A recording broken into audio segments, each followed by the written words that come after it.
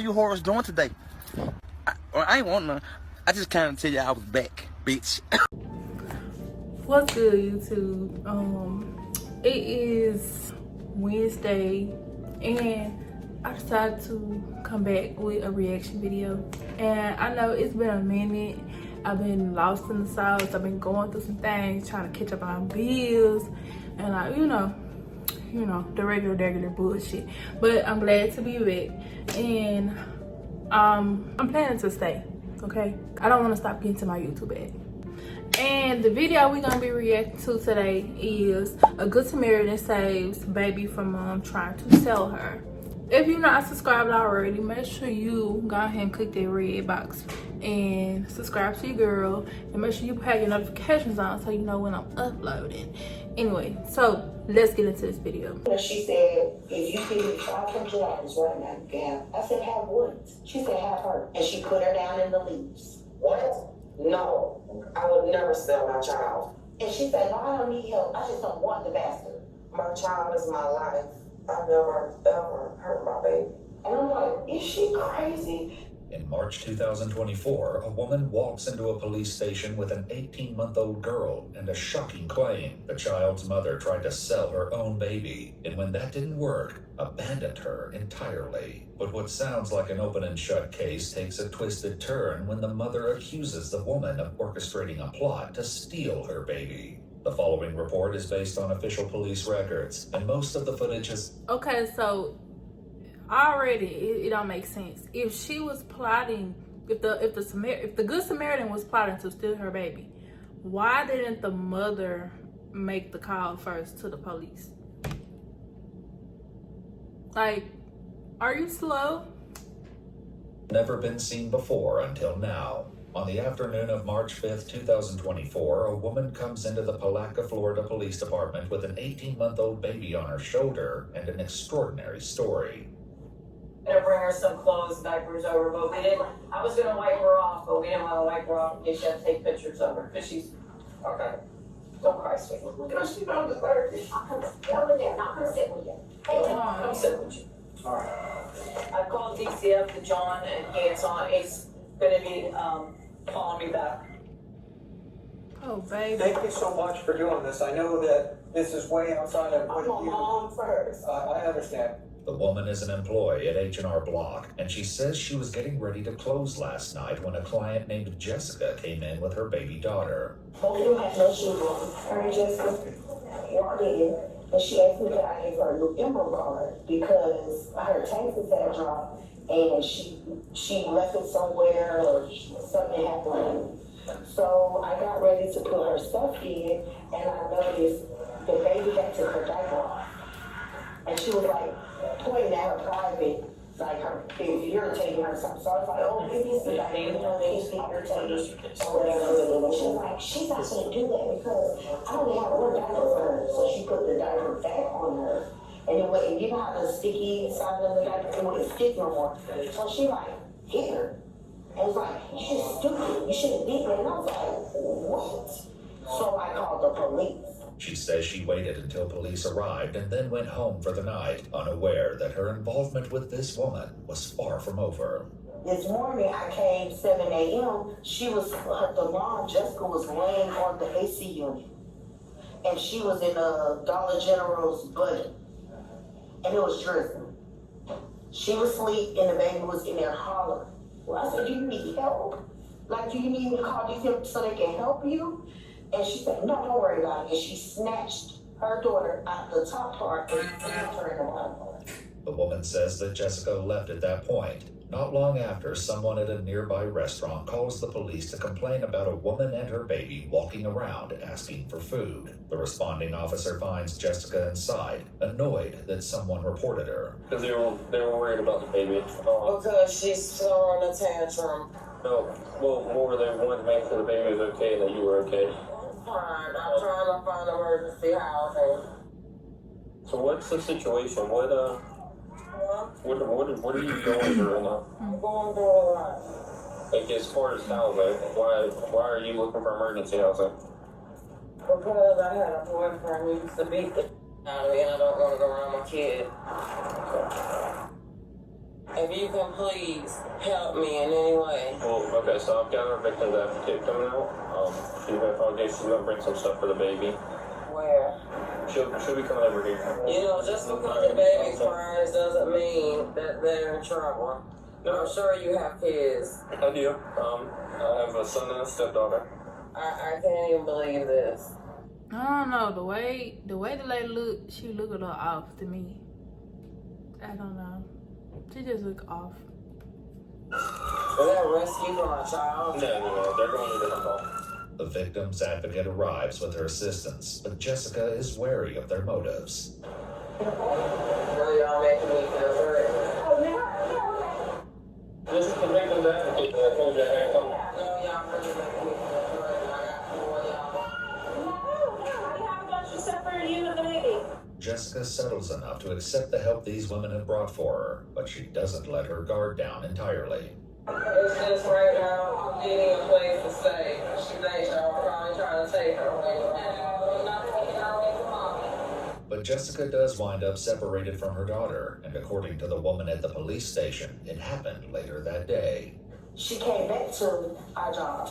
At this point, she's yelling at the customers in there to give her money. I said, ma'am, you gotta leave. Like you have to leave now. She said, oh, I'm not leaving. And then she took her in the bathroom. When she left out there, I called the police. And she literally pushed the buggy in the road and laughed at him. And then hurry up and grab it. And I'm like, is she crazy? She says that although she gave the officer details about Jessica's behavior, she was told that it would come down to her word against the mother's, but it wouldn't be long before Jessica would return yet again, and this time she would come with a shocking offer. She came back. I see her walking back towards our job. And she said, come here, because I trust you, come here. So I'm like, oh my God. I asked 2 of my coworkers to walk out with me because I don't know what is somebody's mind. And as I walked over there, she said, if you give me $500 right now, you can have it. I said, have what? She said, have her. And she put her down in the leaves. And I said, are you serious? At this time, the baby got up and she was getting ready to walk in the room. And I grabbed the baby and I picked her up and I said, I'm not giving you no money. She said, well, just have her because it's just too much for me. The woman's account nearly defies belief, but when the police speak to Jessica a couple of days later, they hear a story that could turn the entire case upside down. I went to all my taxes at H&R Block. While I was there, one of the members of my church filed my taxes for me. She asked me if she could keep my daughter overnight. She said she wanted to buy her some clothes. She knew I just got out of an abusive marriage, and I'm trying to get back on my feet. And this was Monday or Tuesday? You know, she's only been gone for 2 days. Only 2 days. Okay. Well, today is Thursday, so that would make it, what, Tuesday? Tuesday. Tuesday. You tell me like approximately what time? 7 o'clock? Yeah. 7 p.m.? Yeah, 7 p.m. Okay. Jessica says that although she was reluctant at first, she ultimately agreed to hand her daughter over for the night. I allowed her to take Gigi, and about an hour after that, I got a knock at the door from the police saying that I was banned from H&R Block. So I sent a text message, and I said, if you not produce my child, I'm going to call the police. What's this worker that you go to church with? What's her name? Her name's Crystal. She's a black girl with pink hair. Jessica paints herself as a caring mother who was tricked into giving up her baby, which is a far cry from the story police heard at the station. She do know that that's not looking good for her, because if the restaurant didn't call the police on her at first, maybe that story would have made sense, but people have been complaining about you already. Like, I mean, good story, but I said, do you need help? Again, I'm asking you, do you need help? And she said, no, I don't need help. they literally can check the cameras. And I said, okay. And I got the baby. I was crying. I walked across the streets. And I tried to wake her up. And I put her in my car. And I told her she's going to be okay. This should not go on with a child.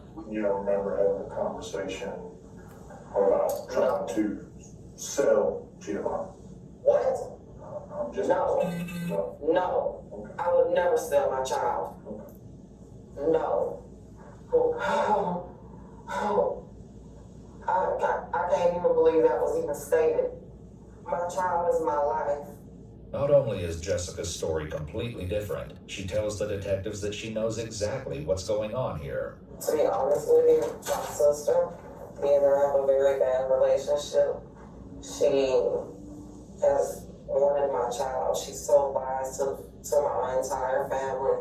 I believe she sent Crystal to do that on purpose because she laughed yesterday in my face and told me I was going to be in jail. Girl. So they said this sounds petty, but it's true. I mean, what would be the reasoning they would do that? Same reason she wasn't. She's spiteful. What? What? She a good ass liar, bro.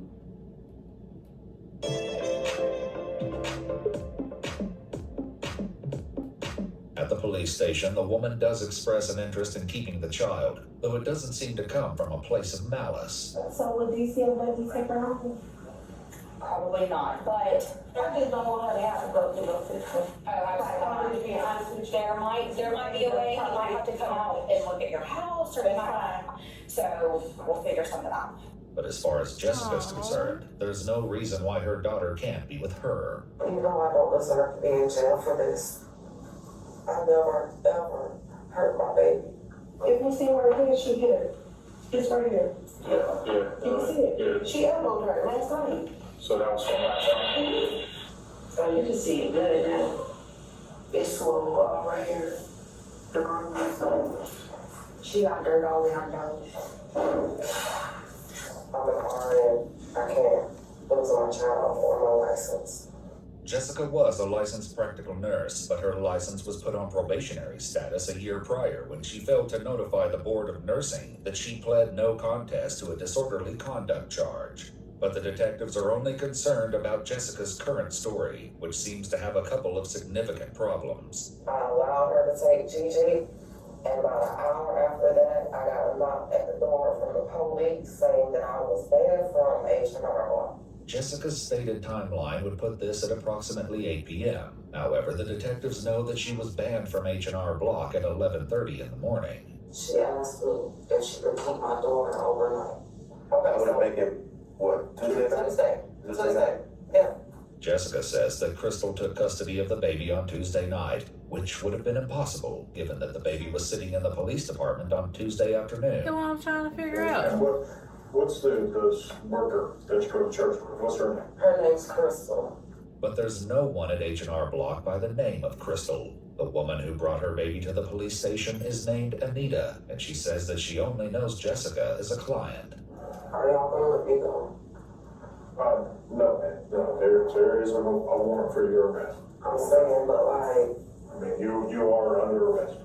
In February 2025, Jessica Woods pled no contest to her charges and was convicted of 6 crimes against her child, including unlawful desertion and illegally placing a child.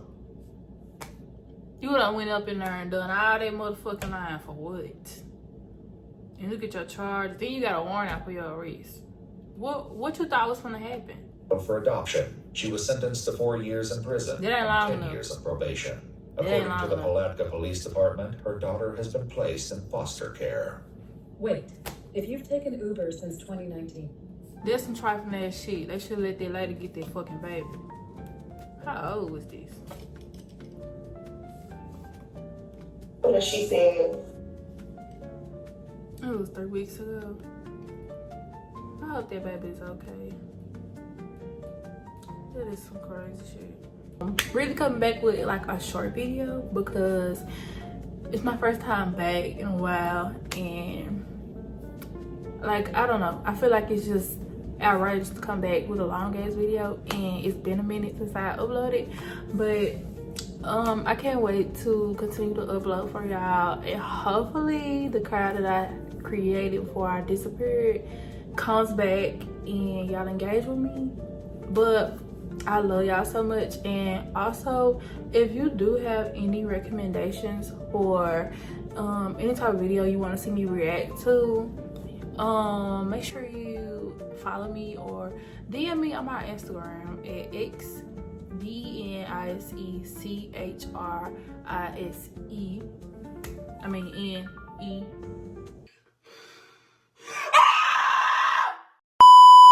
Make sure you DM me any type of recommendations or whatever, because I do look at my requests and I do respond. I'm not a stuck-up motherfucker, I swear I'm not. But anyways, love y'all and hope y'all come back for the next video, and peace. Said you got a boyfriend. Fuck that gotta do with me. I know you wanna come slide through. We finna fucking and smoke on these trees. When he not there, baby, I'm the one that's keeping you company.